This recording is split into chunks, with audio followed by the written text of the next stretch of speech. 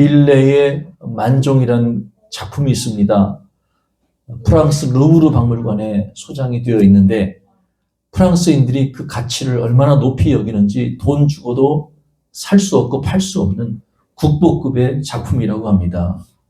아마 여러분들이 밀레의 만종이라는 그림을 대부분 보셨을 거라고 생각을 합니다. 석양이 지는 들판에 젊은 부부가 앞에 감자바구니 하나를 놓고 고개를 숙이고 손을 모으고 겸손히 기도하고 있는 그러한 그림입니다.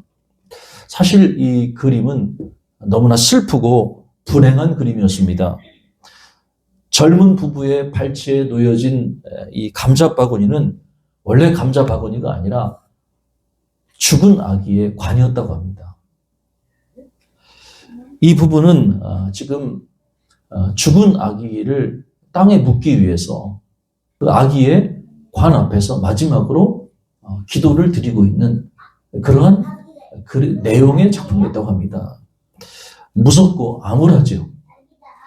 그런데 우리는 그 사실을 알지 못하고 그 작품을 보면서 평안을 느끼고 충만한 그런 그림으로 그 작품을 대합니다.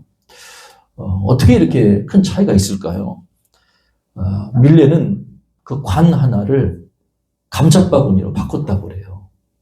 그러니까 관 하나를 감자바구니로 바꾸고 나니까 어두운 그림이, 암울한 그림이 따뜻하고 생명력 있는 그림으로 바뀌게 된 것이죠.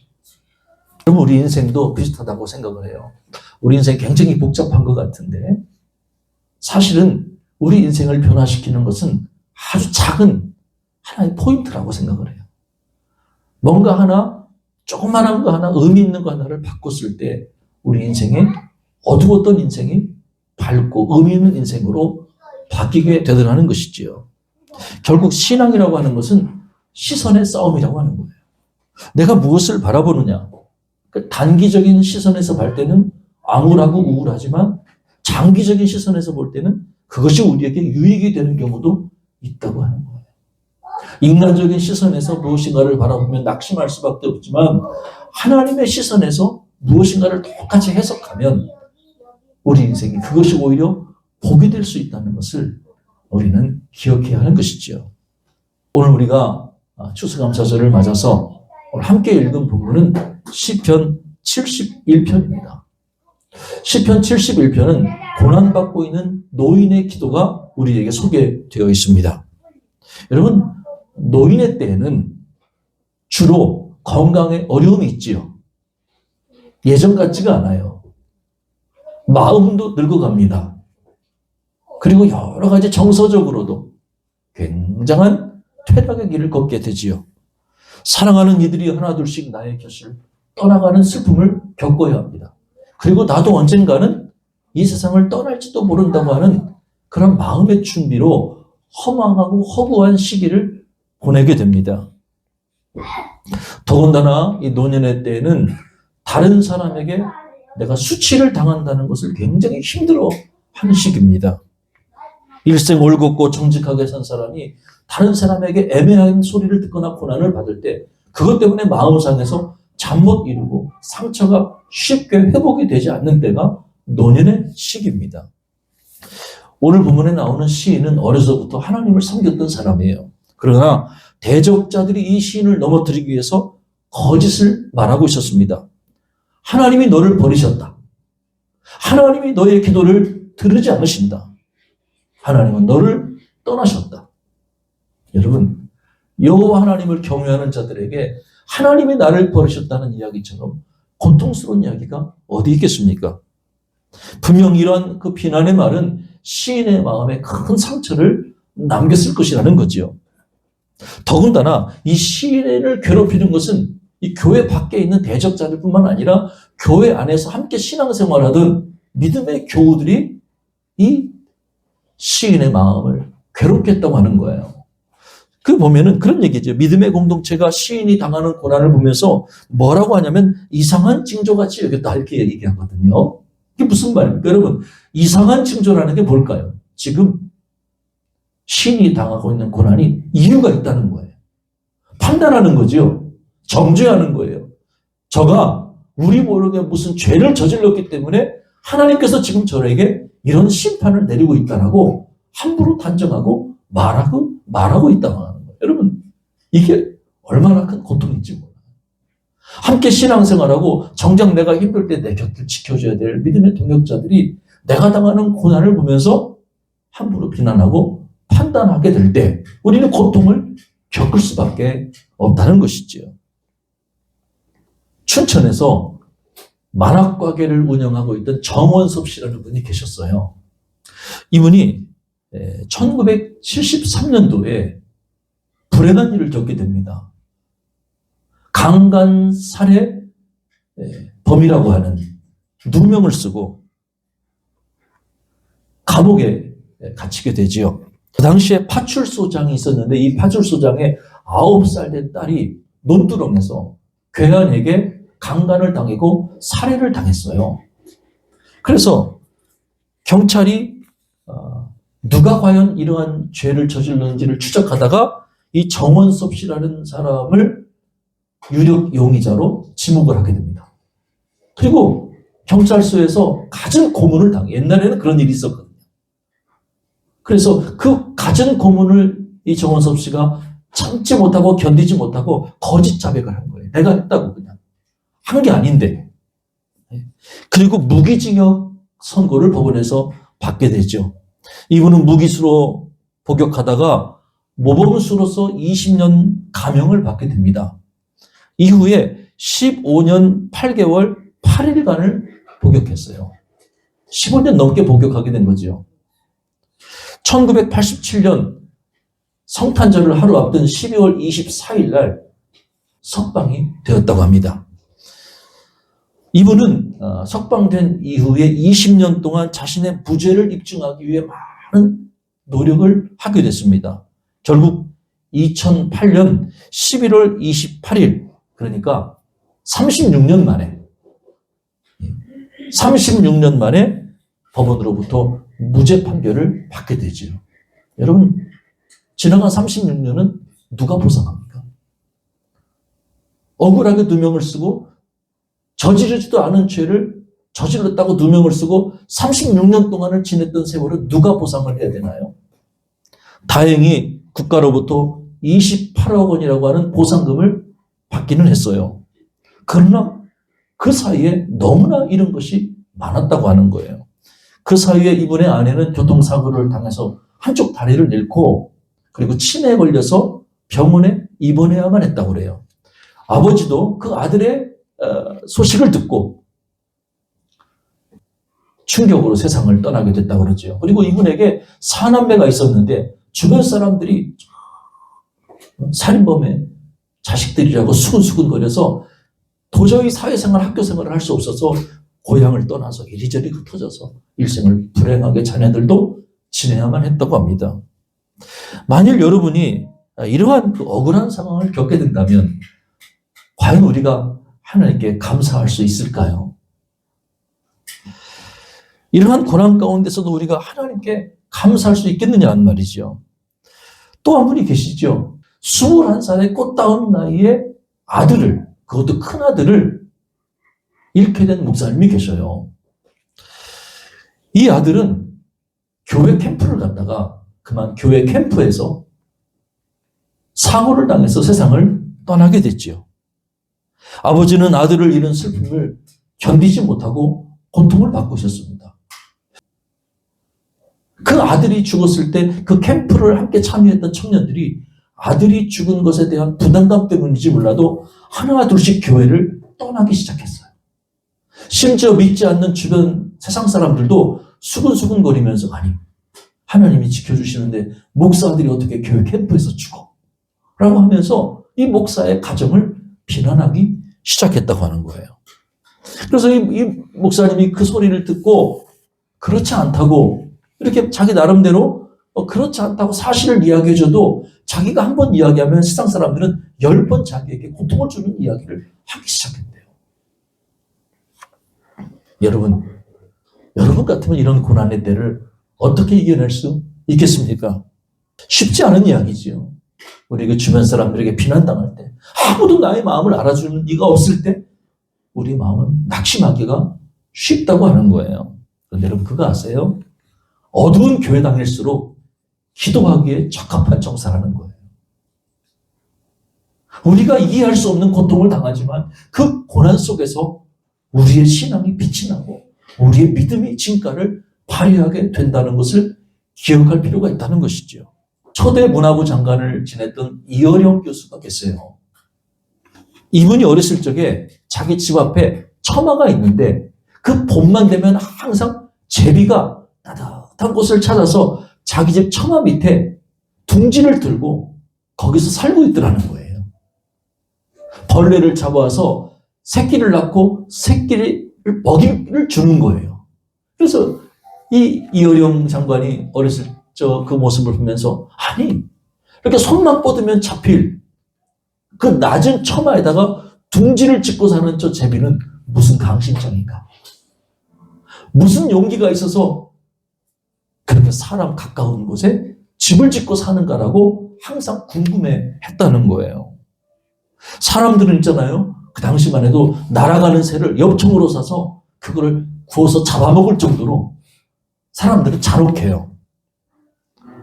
그런데 손만 뻗으면 잡힐 위치에 있는 그 처마 밑에다가 둥지를 틀고 살아가는 제비를 보면서 저 제비야말로 그 인간을 가장 신뢰하는 그런 동물이 아닌가 하는 생각을 하게 됐다고 하는 거예요. 나를 믿고 찾아온 그 동물이건 사람이건 누군가는 내가 돌보고 책임져야 된다는 생각이 우리에게 있다고 하는 거예요. 자, 시편 84편에 보면 이런 이야기가 있죠. 나의 왕 나의 하나님 만군의 여호와여 주의 제단에서 참새도 제집을 얻고 제비도 새끼들 보금자리를 얻었나이다. 주의 집에 사는 자들은 복이 있나이다. 그들이 항상 주를 찬송하리이다. 할렐루야. 믿음이라는 게 뭐냐? 하나님의 집에 집을 짓고 살아가는 게 믿음이라고 하는 거예요. 바쁜 시간에 주일날 교회에 나와서 이렇게 예배를 드립니까? 하나님이 나를 도와주시고 내가 하나님을 신뢰하기 때문이라고 하는 거예요. 마치 제비가 처마 밑에 보금자리를 짓고 살듯이 집주인이 자기를 해치지 않고 자기를 돌봐줄 거라는 신뢰와 믿음을 가지고 있기 때문이듯이 우리가 주일날 교회에 나와서 하나님을 예배하고 하나님을 찬양하는 이유도 비슷하다고 하는 거예요. 오늘 본문에 나오는 시인은 어렸을 때부터 하나님을 신뢰했던 사람이에요.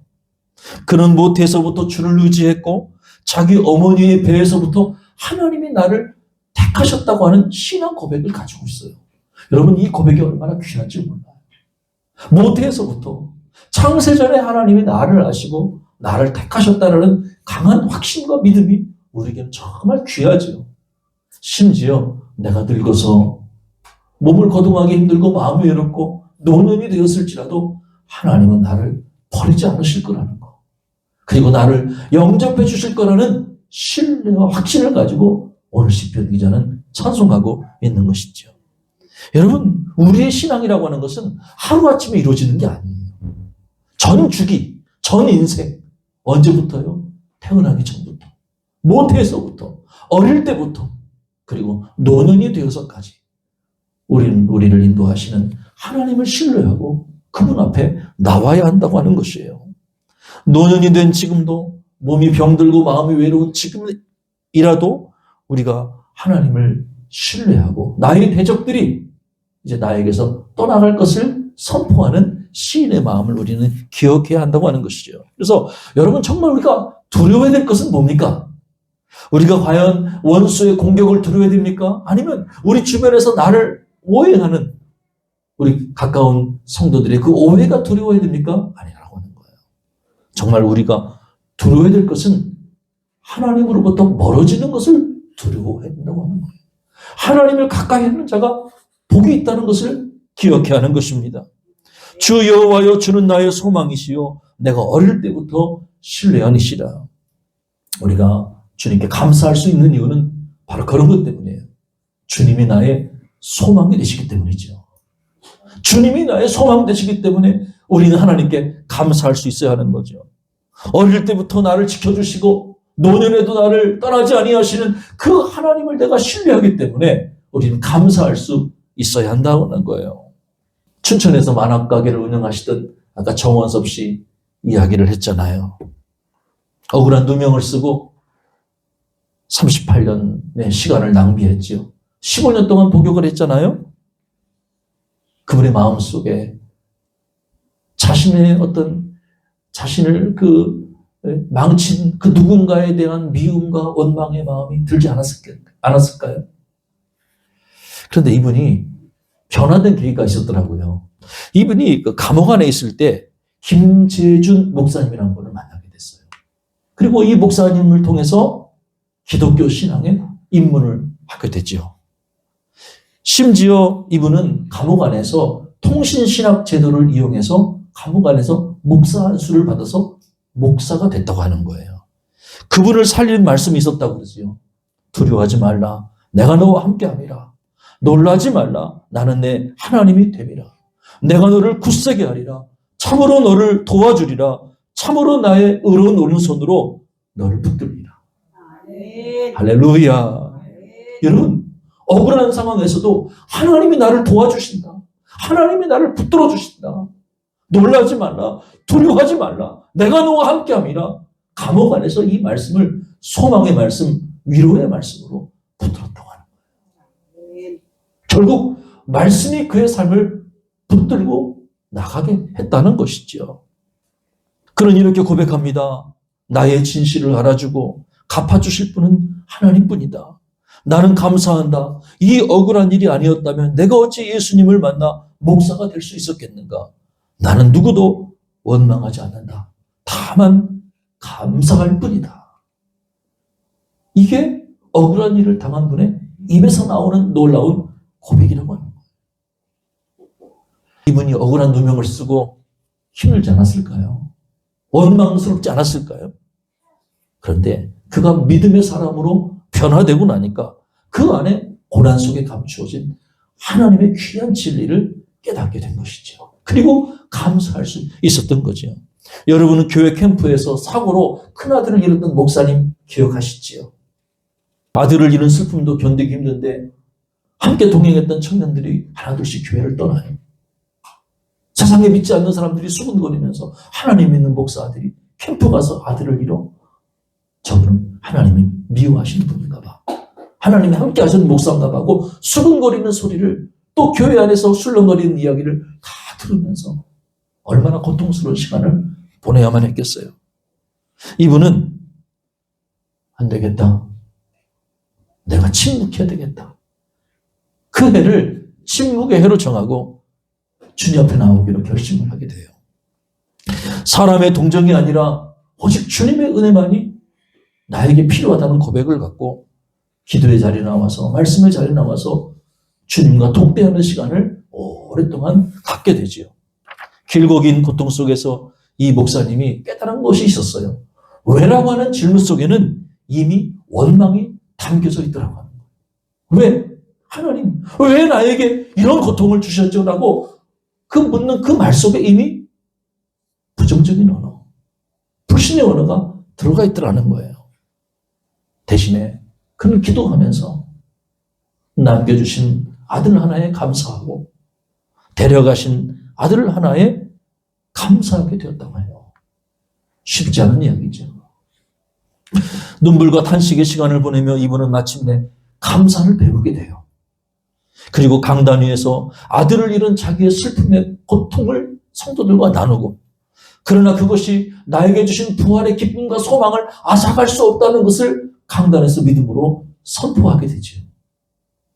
그 이야기를 들었던 성도들의 큰 위로를 얻게 됩니다. 그리고 교회가 놀랍게 회복이 되었다고 해요. 영적인 어른이 된다는 게 바로 그런 거예요. 여러분은 영적인 어른이십니까? 눈에 보이는 상황이나 환경에 믿음이 흔들리지 않는 거지요. 어른은 흔들리지 않아요. 자기 자리를 굳건히 지키죠. 저와 여러분이 이제는 영적인 어른이 되어지기를 축복합니다. 우리가 하나님께 감사해야 될 이유가 뭐겠어요? 우리에게 과연 고난이 닥치지 않았기 때문에 하나님께 감사하는 겁니까? 우리의 대적자들이 하루아침에 다 사라졌기 때문에 감사해야 되는 겁니까? 우리의 기도가 응답되고 내가 그렇게 바라고 원하던 일이 순식간에 이루어졌기 때문에 감사해야 되는 겁니까? 물론 그때도 감사해야 되겠지만, 그러나 이러한 조건적인 감사는 진정한 감사라고 볼 수는 없어요. 하나님이 나를 사랑하시고 나를 영원히 떠나지 않는다는 사실만으로 인해 감사할 수 있는 저와 여러분이 되시기를 주의 이름으로 축복합니다. 하나님을 찬양하십시다. 하나님께 감사하십시다. 우리에게 감사할 만한 조건과 환경이 주어지지 않더라도 나를 사랑하시고 노년에도 나를 떠나지 아니하시고 나를 버리지 아니하실 하나님을 신뢰하면서 하나님께 감사를 드리십시다.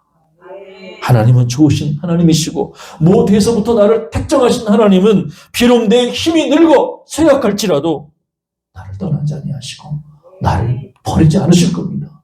나를 택하셔서 영원히 너는 내 아들이라 내 딸이라 말씀하시는 그 하나님의 사랑 가운데 나아가는 저와 여러분이 되어지기를 주님의 이름으로 간절히 축복합니다.